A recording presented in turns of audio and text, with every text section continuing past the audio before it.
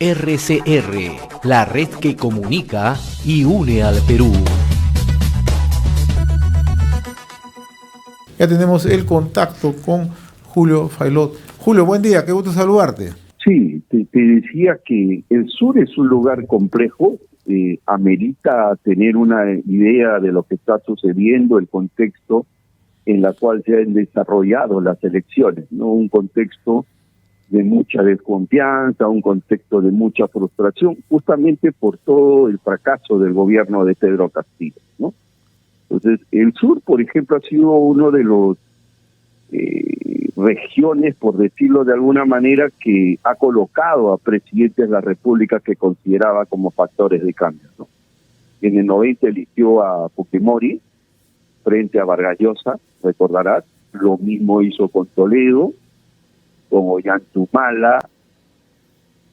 En el caso de Pepe Castro en particular, es por el tema de la polarización y recientemente a Castillo. Entonces, estas elecciones, esta frustración que tiene la gente se ha traducido de una u otra manera en el contexto de las elecciones regionales. Por ejemplo, nosotros somos de la hipótesis que este tipo de frustración genera dos tipos de votantes, ¿no? Un votante, por ejemplo, que es premiable a la corrupción, un votante que dice, bueno, si un profesor que todos creíamos inocente puede estar involucrado en actos de corrupción, ¿qué podemos esperar del resto? Entonces, y ahí la gente sale la lógica de que no robe, con tal que haga obra, no importa que robe, etcétera, etcétera. Pero también genera un votante, digamos, duro, desconfiado, que generalmente tiene a votar en blanco o nulo, por ejemplo. Entonces, en el sur elige, por ejemplo, a Roel, en Arequipa, un catedrático ex rector de la universidad, que hizo importantes reformas en la universidad, un tipo de trayectoria impecable, sale elegido en primera vuelta. De la misma manera, en el caso de Apurímac, sale elegido Godoy, que es un alcalde de un distrito pequeño, pero exitoso, que no tiene denuncias de corrupción, y de la misma manera elige Puno a un ex fiscal, que por el hecho de ser ex fiscal tiene una imagen de hombre correcto, comprometido contra la lucha contra la corrupción, ¿no? Ahora, en contraposición a ello, tenemos Moquegua y Tacna. Jamacho Rodríguez, ¿no? Famoso Jamacho. Jamacho, por ejemplo, el que dijo que había robado en Carretilla, por ejemplo, ¿no? Un personaje controversial, nadie duda de que estuvo, bueno, él por lo menos lo ha dicho abiertamente, que robaba en Carretilla, y es elegido, pero ahí hay un tema singular, particular. Le salió una candidata de Somos Perú de último momento que posiblemente le queme el pan en la puerta del horno a nuestro querido amigo Camacho, por ejemplo. Entonces, es posible que haya segunda vuelta, y esta segunda vuelta definitivamente yo dudo que pueda ganar. En el caso de Tacna sí es un poco complicado, ¿no? Han elegido en primera vuelta al exalcalde de Tacna, que tiene prisión preventiva, pero ahí hay de hecho una particularidad, ¿no?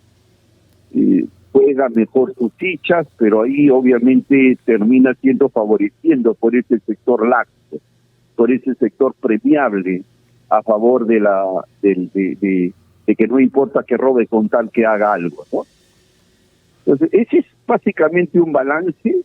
Como te digo, ha dependido mucho del perfil del votante, un votante desconfiado que termina finalmente siendo funcional a los candidatos que son cuestionados. Por ejemplo, el voto nulo blanco termina favoreciendo a la gente que tiene serios cuestionamientos para pasar en una segunda vuelta, ¿no? En el Cusco, ¿cómo se ha ido moviendo esto? En el Cusco ha sido así bastante reñido, ¿no? Sí, en el Cusco es el lugar donde nosotros fallamos, ¿no? Ahí, por ejemplo, para nosotros sí, tú, ganaba hace unos días candidato en tu edición de Apuntes al Lápiz tú mencionabas ya algunas proyecciones, ¿no? Y parece ser que, como dices tú, buena puntería.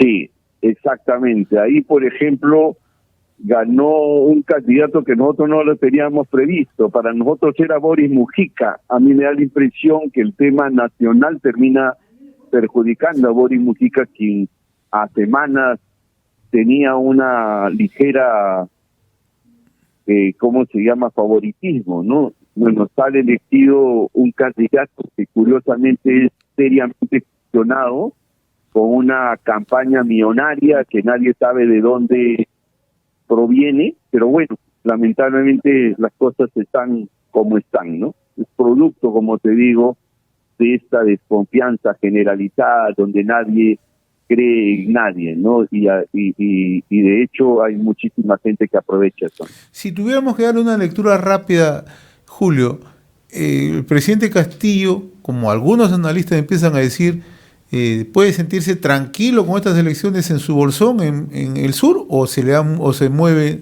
el escenario?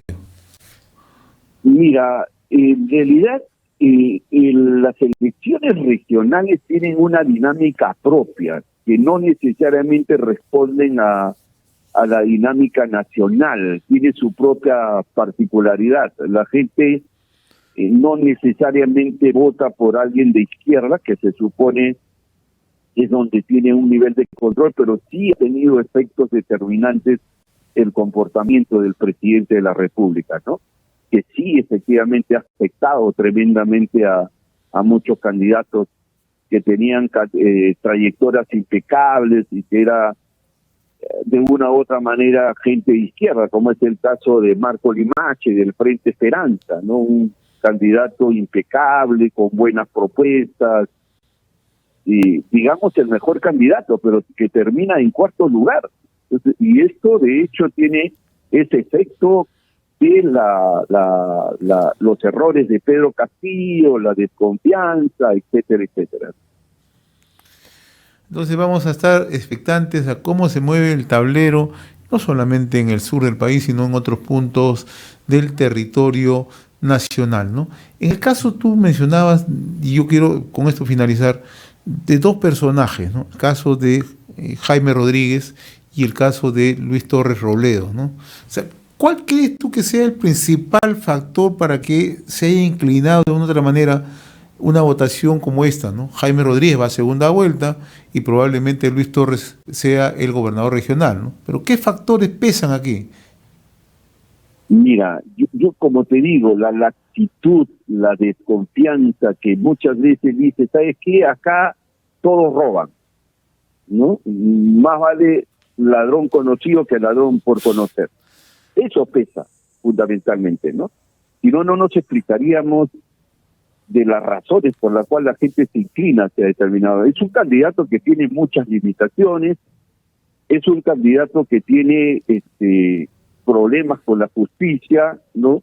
Es un candidato que, pero también en contraposición, es un candidato que ha hecho mucho populismo, que ha generado mucho empleo, entonces que ha tenido propuestas populistas que al final, si tú haces un balance de alguna obra de impacto que hizo durante los 8 años de su gestión, no vas a encontrar absolutamente nada.